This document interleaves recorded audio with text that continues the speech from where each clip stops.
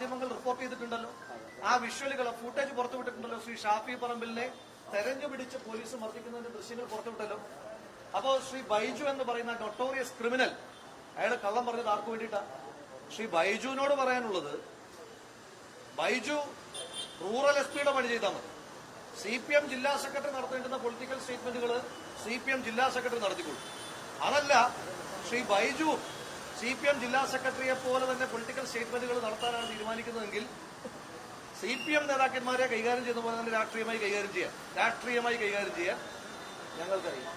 അതുകൊണ്ട് IPS confer ചെയ്തു തരാൻ സഹായിച്ചതിന്റെ ഉപകാര സ്മരണയുമായി ശ്രീ ഷാഫി പറമ്പിൽ അടക്കമുള്ള ജനകീയ നേതാക്കന്മാരുടെ മെക്കിട്ട് കയറാമെന്ന് ശ്രീ ബൈജു അടക്കമുള്ള ഒരാളും വിചാരിക്കേണ്ട. ഒരു കാര്യം കൂടി കൃത്യമായി സൂചിപ്പിക്കുവാൻ ആഗ്രഹിക്കുന്നു. ഇനി നിങ്ങൾ എത്ര ചോരയിൽ കേരളത്തിലെ മുഴുവൻ ജനപ്രതിനിധികളെയും മുഴുവൻ കോൺഗ്രസ് നേതാക്കന്മാരെയും UDFന്റെ നേതാക്കന്മാരെയും ചോരയിൽ മുക്കി കുളിപ്പിച്ചാലും ഞങ്ങൾ ഒറ്റ ചോദ്യം തന്നെ ആവർത്തിച്ച് ചോദിച്ചുകൊണ്ടിരിക്കും അവസാന ശ്വാസം വരെ. അയ്യപ്പന്റെ പൊന്നിൽ പൊതിഞ്ഞ, സ്വർണത്തിൽ പൊതിഞ്ഞ പാളികൾ എവിടെയാണ്? അത് ആർക്കാണ് ഇവർ വിറ്റത്? എത്ര കോടിക്കാണ് വിറ്റത്? അയ്യപ്പന്റെ പൊന്ന് കട്ടവന്മാരെ വെറുതെ വിടാൻ ഞങ്ങൾ ഉദ്ദേശിക്കുന്നില്ല. ആ ചോദ്യം ചോദിച്ചുകൊണ്ടിരിക്കും.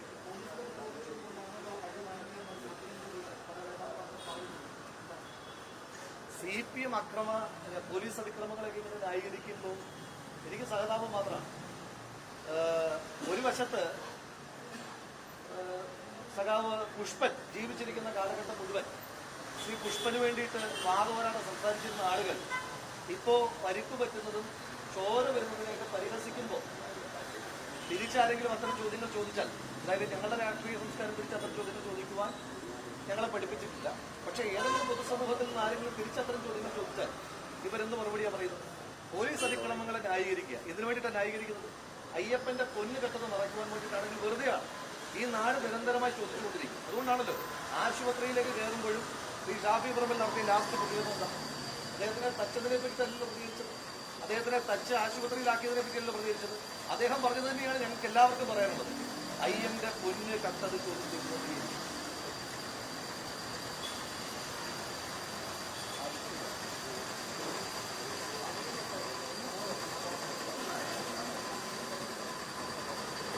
യെസ്, അത് തന്നെയാണ് കാര്യം. IPS കൺഫേർഡ് ചെയ്ത് തന്നതിനുള്ള പ്രത്യുപകാരമായിട്ടാണ് ഈ ബൈജു എന്ന് പറയുന്ന നെട്ടോറിയസ് ക്രിമിനൽ ഷാഫി പറമ്പിലിനെ തല്ലിച്ചതച്ചിരിക്കുന്നത്. നമ്മൾ ദൃശ്യങ്ങളിലൊക്കെ കണ്ടതാണ്. ഷാഫിയെ ടാർഗറ്റ് ചെയ്തുകൊണ്ട് ലാത്തിക്കൊണ്ട് മൂക്കടിച്ച് പൊട്ടിക്കുന്നത് നമ്മൾ കണ്ടതാണ്.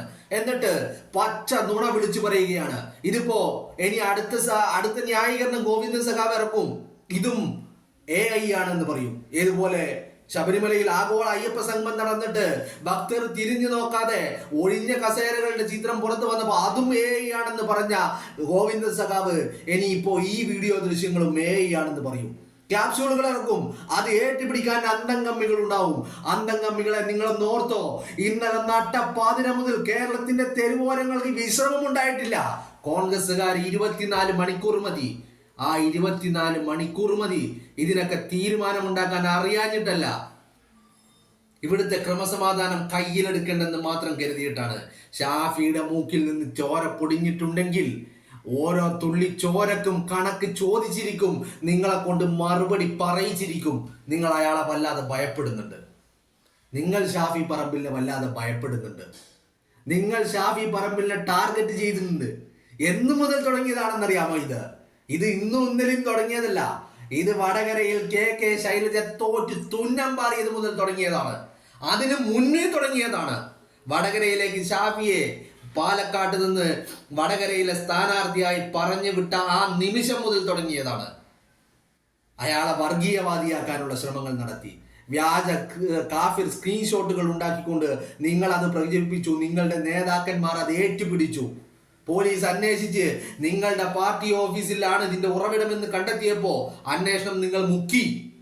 അവിടെയും തീർന്നില്ല. അയാളെ വർഗീയവാദിയാക്കുവാനും അവസാനം അയാളെ പെണ്ണുപിടിയനാക്കുവാനുമുള്ള ശ്രമങ്ങൾ നിങ്ങൾ നടത്തി. നിങ്ങൾ അയാളെ പരിഹസിക്കുവാനും അപഹസിക്കുവാനുമുള്ള ശ്രമങ്ങൾ നടത്തി. എന്നിട്ടും അതൊന്നും മേൽക്കില്ല എന്ന് കണ്ടപ്പോ അയാളെ തല്ലിച്ചതച്ച് ഇഞ്ചം പരുവമാക്കി അയാളുടെ മൂക്കിന്റെ പാലം പൊട്ടിച്ച് അയാളുടെ ഈ പറയുന്ന മനോവീര്യത്തെ കെടുത്താമെന്ന് നിങ്ങൾ കരുതുന്നുണ്ടെങ്കിൽ കേരളത്തിന്റെ ജനത ഒന്നടങ്കം അയാളുടെ പിറകിലാണോ? നിങ്ങൾ കണ്ണ് തുറന്നൊന്ന് കാണ്. മാധ്യമങ്ങളൊന്ന് എടുത്ത് പരിശോധിച്ച് നോക്ക്. എന്തിനാ നിങ്ങൾ മാധ്യമങ്ങൾ എടുക്കുന്നത്? നിങ്ങളെ കുറെ അന്തംഗമ്മികളുണ്ടല്ലോ സൈബർ ഇടങ്ങളിൽ.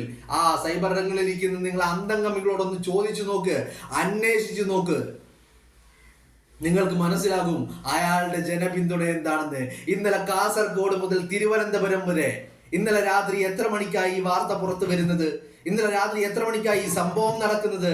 ഇന്നലെ ഏറെ വൈകിയും ഇരുട്ടിയും നടന്ന ഈ പ്രശ്നം രാത്രി വളരെ വൈകിയല്ലേ ഈ പ്രശ്നം നടക്കുന്നത്? എന്നിട്ടും കേരളത്തിന്റെ തെരുവോരങ്ങളിൽ ഷാഫി പറമ്പിലിന് വേണ്ടി, സമരത്തിന് വേണ്ടി, അയാളുടെ ചോരക്ക് കണക്ക് ചോദിക്കാൻ വേണ്ടി കോൺഗ്രസ് പ്രവർത്തകരും UDF പ്രവർത്തകരും ഇന്നലെ കേരളത്തിന്റെ തെരുവിൽ ഇറങ്ങിയിട്ടുണ്ടെങ്കിൽ നിങ്ങൾ ഒരു കാര്യം മനസ്സിലാക്കിക്കോ. ഷാഫി പറമ്പിൽ അയാളെ നിങ്ങളെ ടാർഗറ്റ് ചെയ്യുന്നതിനുള്ള കാരണം എന്ന് പറയുന്നത് ഇന്നലെ കേരളത്തിന്റെ തെരുവുകളിൽ നടന്ന പ്രതിഷേധങ്ങൾ തന്നെയാണ് നിങ്ങളെ ഭയപ്പെടുത്തുന്നത്. അയാളുടെ മൂക്കിൽ നിന്ന് പൊടിഞ്ഞു വന്ന ചോരത്തുള്ളികൾക്ക് അതിന് പ്രതിഷേധിക്കാൻ കേരളത്തിന്റെ അങ്ങോളം ഇങ്ങോളം ആളുകൾ ഉണ്ടെങ്കിൽ അത് തന്നെയാ നിങ്ങളെ ഭയപ്പെടുത്തുന്ന കാര്യം. അയാളുടെ ജനസമ്മതി തന്നെയാ നിങ്ങളെ ഭയപ്പെടുത്തുന്ന കാര്യം. വടകര എന്ന് പറയുന്ന പാർലമെന്റ് മണ്ഡലത്തിൽ പെടുന്ന പല സ്ഥലങ്ങളും, പല അസംബ്ലി മണ്ഡലങ്ങളും ഈ പ്രാവശ്യം എല്ലാം UDFന്റെ ഒപ്പം നിൽക്കും. നിങ്ങൾക്ക് പല കാര്യങ്ങളും മറച്ചു വെക്കാനുണ്ട്. പിണറായി വിജയനും സഖാക്കൾക്കും പല കാര്യങ്ങളും മറച്ചു വെക്കാനുണ്ട്. ഇന്നിപ്പോ ഇതാ പുറത്തു വരുന്ന ഏറ്റവും ലേറ്റസ്റ്റ് റിപ്പോർട്ട്. എന്തിനാ അമിത്ഷായെയും മോഡിയെയും JP നഡ്ഡയെയും കാണാൻ പോയത്? എന്തിനാ കാണാൻ പോയത്? വയനാട്ടിലെ പാവങ്ങളുടെ പ്രശ്നങ്ങൾ പറയാനാണോ? വയനാട്ടിലെ പാവങ്ങളുടെ പ്രശ്നങ്ങൾ പറയാനാണോ പോയത്? അല്ലല്ലോ. വയനാട്ടിലെ പാവങ്ങളെ പ്രശ്നങ്ങൾ തീർക്കുവാനുള്ള പണം അത് കേരളത്തിലെ ജനതകൾ തന്നെ എത്രയോ 730 കോടിയോളം രൂപ നിങ്ങളുടെ ഖജനാവിൽ തന്നിട്ടില്ലേ? CMന്റെ ഡിസാസ്റ്റർ റിലീഫ് ഫണ്ടിലേക്ക് തന്നിട്ടില്ലേ? അത് വിനിയോഗിക്കാതെ നിങ്ങൾ വീണ്ടും പണം ചോദിച്ച് അവിടെ ചെന്നല്ലോ. ആ പണം ചോദിക്കാനെന്ന പേരിൽ നിങ്ങൾ എന്തിനാ പോയത്? ആ പോയത് എന്തിനാണെന്നുള്ള ഉത്തരം ഇന്നത്തെ വാർത്താ മാധ്യമങ്ങളിലുണ്ട്. മുഖ്യമന്ത്രിയുടെ തൈക്കണ്ടി വീണ മാത്രമല്ല പ്രതി, മുഖ്യമന്ത്രിയുടെ മകനും ഇതാ ED സമൻസ് അയച്ചിരിക്കുക. ലൈഫ് മിഷൻ തട്ടിപ്പ് കേസിൽ തട്ടിപ്പ് നടത്തിയിരിക്കുക. തന്ത അയ്യപ്പന്റെ സ്വർണം കാക്കാൻ കൂട്ടു നിൽക്കുന്നു. മകൻ പാവങ്ങളുടെ പിച്ചച്ചട്ടിയിൽ ലൈഫ് മിഷൻ പദ്ധതിയിൽ, ഭവന പദ്ധതിയിൽ കൈയിട്ട് വാരുന്നു. മകൾ എന്താ കരുതിയത്? വീണ തൈക്കണ്ടി എന്താ കരുതിയത്? MS ഓഫീസ് എന്ന് പറഞ്ഞ ഈ പറയുന്ന കേരളത്തിലെ ജനസമൂഹത്തിന് മനസ്സിലാവില്ലായിരുന്നു. അത് സഖാക്കൾക്ക് അറിയില്ലായിരിക്കാം. എന്താണ് MS ഓഫീസ്, എന്താണ്, എങ്ങനെയാണ് MS ഓഫീസ്, അതിന്റെ പർച്ചേസിങ് എന്താണ്, അതിന്റെ മെയിൻ്റനൻസ് എന്താണെന്ന് ഈ പറയുന്ന തൈക്കണ്ടി വീണക്കറിയാം. പക്ഷേ അത് സഖാക്കൾക്ക് അന്തംഗമ്മികൾക്ക് അറിയില്ല. പക്ഷെ കേരള ജനതകൾക്ക് അറിയാം എന്താണ് MS ഓഫീസ് എന്ന്. MS ഓഫീസ് സർവീസ് ചെയ്യാൻ വേണ്ടി കോടികൾ വാങ്ങിയിട്ട്, അത് കോടികൾ കട്ടിട്ട് എന്ന് തന്നെയാണ് പറയേണ്ടത്, കോടികൾ അനധികൃതമായി സമ്പാദിച്ചിട്ട് അതിനുള്ള ന്യായീകരണം ഇറക്കുകയാണ്. MS ഓഫീസ് സർവീസ് ചെയ്യുകയാണെന്ന്.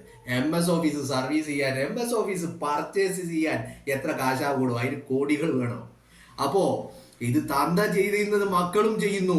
ഇപ്പൊ മകൻക്കെതിരെ ED സമൻസ് അയച്ചിരിക്കുന്നു. അയച്ചിരിക്കുകയാണ്. അപ്പോ നിങ്ങൾക്ക് മറക്കാൻ ഒരുപാട് കാര്യങ്ങളുണ്ട്. നിങ്ങളോട് ചോദ്യങ്ങൾ ചോദിച്ചുകൊണ്ടേയിരിക്കുകയാണ്. നിങ്ങൾക്ക് ഉത്തരമില്ല. അത് തന്നെയാണ് നിങ്ങളുടെ പ്രശ്നം. ഉത്തരമില്ലാതെയാവുമ്പോൾ ഇത്തരത്തിൽ കേരളത്തിന്റെ ഇത്രയധികം സ്വീകാര്യനായ ഒരു യുവ നേതാവിനെ ഷാഫി പറമ്പിലിനെ തല്ലിച്ചതച്ചിട്ട് ഇതങ്ങ് കെടുത്തിക്കളയാം, ഭയപ്പെടുത്തിക്കളയാമെന്ന് നിങ്ങൾ കരുതുന്നുണ്ടെങ്കിൽ നിങ്ങൾക്ക് തെറ്റി. സഖാക്കളെ, പോലീസുകാരെ കാക്കി ഇട്ടിട്ടുണ്ടെങ്കിൽ ഒരു കാര്യം ആലോചിച്ചോ. കേരളത്തിന്റെ പൊതു ഖജനാവിൽ നിന്നാണ് നിങ്ങളൊക്കെ ശമ്പളം പറ്റുന്നത്, അതല്ലാതെ AKG സെന്ററിൽ നിന്നല്ല. അതുകൊണ്ട് നിങ്ങൾ ആലോചിക്കണം പലതവണ. ഇത് നിങ്ങളുടെ അന്ത്യം കണ്ടിട്ടേ അടുങ്ങുകയുള്ളൂ. ചോദ്യങ്ങൾ ചോദിച്ചുകൊണ്ടേയിരിക്കും. ഷാഫി പറഞ്ഞില്ലേ, ഈ ചോരകൾ കൊണ്ട് നിങ്ങൾ ശബരിമലയിലെ സ്വർണ്ണക്കൊള്ള മുക്കാമെന്ന് നിങ്ങൾ കരുതുന്നുണ്ടെങ്കിൽ നിങ്ങൾക്ക് തെറ്റി മക്കളെ, നിങ്ങൾക്ക് തെറ്റി. രാഹുൽ മാങ്കൂട്ടം പാഞ്ഞെത്തിയിരിക്കുക ഷാഫിയെ കാണാൻ, തൻ്റെ ഉറ്റ ചങ്ങാതിയെ കാണാൻ പാഞ്ഞെത്തിയിരിക്കുക. കോഴിക്കോട്ട് വന്നു. ഷാഫി തല്ലിത്തകർത്ത മൂക്ക്, അത് ശസ്ത്രക്രിയ കഴിഞ്ഞു, ICUവിലാണ്, വിശ്രമത്തിലാണ്. അയാൾ പെട്ടെന്ന് തിരിച്ചെത്തണം. തിരിച്ച് വരുവോടോ, ഒരു ഫീനിക്സ് പക്ഷിയെ പോലെ തിരിച്ചു വരും. ജനം കണ്ടതാണ്. നിങ്ങൾ പോലീസുകാരെ കൊണ്ടും കാക്കിയിട്ടവൻ ബ്രാഞ്ച് സെക്രട്ടറിയുടെയും ലോക്കൽ സെക്രട്ടറിയുടെയും ജില്ലാ സെക്രട്ടറിയുടെയും ഒക്കെ ഭാഷയിൽ സംസാരിക്കാൻ തുടങ്ങിക്കഴിഞ്ഞാൽ ഞങ്ങൾ ഈ ബ്രാഞ്ച് സെക്രട്ടറിയോടും ഈ ലോക്കൽ സെക്രട്ടറിയോടും ഒക്കെ എടുക്കുന്ന രീതി, അത് UDFക്കാരെ കൊണ്ട് നിങ്ങൾ പുറത്തടിപ്പിക്കരുത് പോലീസുകാരാ. നിങ്ങൾ ഇടുന്ന കാക്കി, നിങ്ങൾ അണിയുന്ന തൊപ്പി, നിങ്ങളുടെ പദവി, അതിനെയാണ് ബഹുമാനിക്കുന്നത്. അതിനുള്ള ഉള്ളിലുള്ള ഒരു ശരീരത്തെയും ഞങ്ങൾ ബഹുമാനിക്കുന്നില്ല. ഞങ്ങൾ ബഹുമാനിക്കുന്നത് ഇവിടുത്തെ നിയമവ്യവസ്ഥയെയാണ്. അതിനപ്പുറം ആ കാക്കിക്കുള്ളിലെ ഒരു വ്യക്തിയെയും ഞങ്ങൾ ബഹുമാനിക്കുന്നില്ല. അതുകൊണ്ട് ഞങ്ങളെ കൊണ്ട് തെരുവിലിറക്കരുത്. നിങ്ങൾക്ക് താങ്ങാൻ കഴിയില്ല. അത് ഷാഫിയുടെ ചോരക്ക് നിങ്ങളെ കൊണ്ട് ഉത്തരം പറയിപ്പിച്ചിരിക്കും. പേരാമ്പ്രയുടെ മണ്ണിലാണ് ഷാഫി ആക്രമിക്കപ്പെട്ടതെങ്കിൽ, ടാർഗറ്റ് ചെയ്തുകൊണ്ട് അയാൾ ആക്രമിക്കപ്പെട്ടത് പേരാമ്പ്രയുടെ മണ്ണിലാണെങ്കിൽ, ഇതിന് പകരം ചോദിക്കാതെ, ഇതിന് ഉത്തരം പറയിപ്പിക്കാതെ നിങ്ങളുടെ ശവപ്പെട്ടിയിൽ അവസാനത്തെ ആണി അടിക്കുന്നത് പേരാമ്പ്രയുടെ മണ്ണിലായിരിക്കും. നിങ്ങൾ ഓർത്തോ.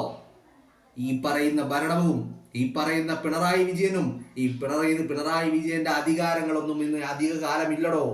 പിണറായി വിജയൻ മുഖ്യമന്ത്രി കസേരയിൽ നിന്ന് കേരളത്തിലെ ജനങ്ങൾ എടുത്ത് വലിച്ചെറിയാൻ പോകുന്ന ദിവസങ്ങളാണ് വരാൻ പോകുന്നത്. നിങ്ങൾ കണ്ടോ? നിങ്ങൾ കരുതിയിരുന്നോ?